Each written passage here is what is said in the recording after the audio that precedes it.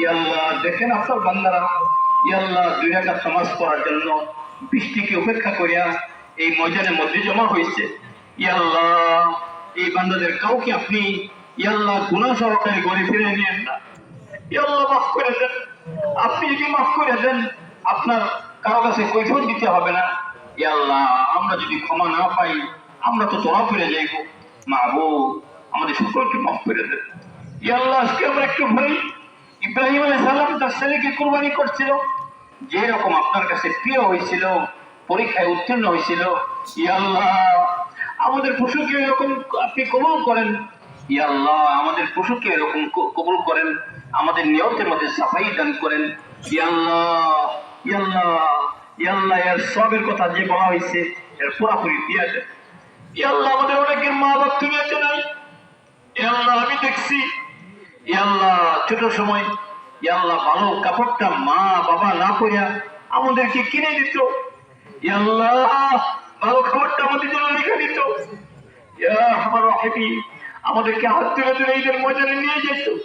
ইয়া আল্লাহ ওই বাবা কবরে যদি ইয়া আল্লাহ শাস্তির মধ্যে গ্রেফতার হয়ে থাকে, ইয়া আল্লাহ এই দৃশ্য আমরা কিভাবে দেখবো?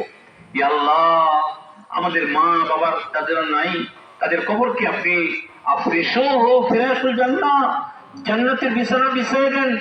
ওয়াল বিসুহু লিবাসুল জান্নাহ, জান্নাতের পোশাক পরায় দেন। কবরকে প্রশস্ত করে দেন, লোক দ্বারা পরিপূর্ণ করে দেন। ইয়া আল্লাহ ইয়া আল্লাহ অনেকের স্ত্রী ইয়া আল্লাহ ইন্তেকাল হয়েছে কিন্তু স্বামী জীবিত আছে। ইয়া আল্লাহ তার অতীতের সমস্ত ঘটনাগুলি মনে পড়ে আর ঘরের মধ্যে একাকী অনেক কষ্ট দিলে মাঝে কষ্ট ব্যথা নিয়ে ঘুমায়। ইয়া আল্লাহ এরকম যদি কারো হয়ে থাকে তাদের স্ত্রীদেরকে আপনি জান্নাত দান করেন, কবরকে লোক দ্বারা পরিপূর্ণ করে দেন। ইয়া আল্লাহ অনেকের ছোট ছোট বাচ্চারা কবরে, ইয়া আল্লাহ জানি তাদেরকে আপনি কিয়ামতের দিন ইয়া আল্লাহ তাদেরকে তাদের মা বাবার পক্ষে ব্যবহার করবেন। ইয়া আল্লাহ তাদেরকে সবচেয়ে জামিল দান করেন। পাশাপাশি আমাদের সন্তানদেরকে নেককার হিসেবে কবুল করেন। যেরকম ইয়া আল্লাহ বিবি হাজারা রাদিয়াল্লাহু তাআলা আনহা তার ছেলেকে কত নেককার হিসেবে তৈরি করছিলেন, বাবার কথা সাথে সাথেই তার গলাকে তার পিতার ছুরির নিচে বিছাইয়া দিচ্ছে। ইয়া আল্লাহ আপনি আমাদের সন্তানদেরকে এরকম বানাইয়া দেন। ইয়া আল্লাহ ইয়া আল্লাহ নেককার সন্তানের পিতা বানাইয়া দেন, নেককার সন্তানের মা বানাইয়া দেন। ইয়া আল্লাহ আপনি আমাদেরকে আজকে এই সিদ্ধান্ত নেওয়ার তৌফিক দান করেন যে আপনার হুকুমের খেলাফ কোনো কাম করব না, নবীর তরিকার বাইরে কোনো কাম করব না, সমস্ত কাম আল্লাহর হুকুম আর নবীর তরিকা মোতাবেক করব। ইয়া আল্লাহ আপনি আমাদের সকলকে মাফ করে দেন। যে সকল হাজি সাহেবরা ইয়া আল্লাহ সারা দুনিয়া থেকে এই মক্কা আপনার প্রিয় ঘরের কাছে জমা হয়েছে, ইয়া আল্লাহ তারা যেন হজ্জে মাবরুর নসিব হয়, তারা যেন কবুল হজ নিয়ে ঘরে ফিরে। ইয়া আল্লাহ যারা অসুস্থ আপনি শিফা আজলা কামেলা দান করেন, যারা ঋণগ্রস্ত তাদেরকে ঋণ থেকে উদ্ধার করেন, যাদের মেয়েরা উপযুক্ত বিবাহের উপযুক্ত উত্তম পাত্রের সাথে বিয়ের ব্যবস্থা করেন, যারা ঋণগ্রস্ত ঋণ থেকে উদ্ধার করেন।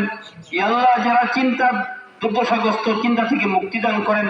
ইয়া আল্লাহ আফিয়াতের জিন্দেগি দান করেন, আফিয়াতের জিন্দেগি দান করেন, আফিয়াতের জিন্দেগি দান করেন। ইয়া আল্লাহ নিরাপত্তার জিন্দেগি দান করেন। ইয়া আল্লাহ খাতেমা বিল খায়ের করেন, ঈমানের সাথে মওত দান করেন। ইয়া আল্লাহ শাহাদাতের মওত দান করেন। ইয়া আল্লাহ শাহাদাতের মওত দান করেন। ইয়া আল্লাহ আপনার দ্বীনের রাস্তায় মওত দান করেন। ইয়া হাইয়্যু ইয়া কাইয়্যুম বিরহমাতিকা নাস্তাগীস। ইয়া আল্লাহ যারা এই মাঠকে পরিচালনা করতেছে, ইয়া আল্লাহ প্রত্যেককে মুত্তাকি পরহেজগার হিসেবে কবুল করেন, তাকওয়াওয়ালা হিসেবে কবুল করেন। ইয়া আল্লাহ আপনার দ্বীনের খেদমতের ইন্তজাম করতেছে, ইয়া আল্লাহ তাকে মুত্তাকি বানায় দেন। ইয়া আল্লাহ দ্বীন বুঝার, দ্বীন মানার তৌফিক দান করেন। ইয়া হাইয়্যু ইয়া কাইয়্যুম। ইয়া আল্লাহ ভবিষ্যতে এই ময়দানের জন্য একজন উত্তম ইমাম, একজন তাকওয়াওয়ালা ইমাম ইয়া আল্লাহ নিয়োগের ব্যবস্থা আপনি করে দেন। ইয়া আল্লাহ ইয়া হাইয়্যু ইয়া কাইয়্যুম বিরহমাতিকা নাস্তাগীস বিরহমাতিকা ইয়া আরহামার রাহিমিন।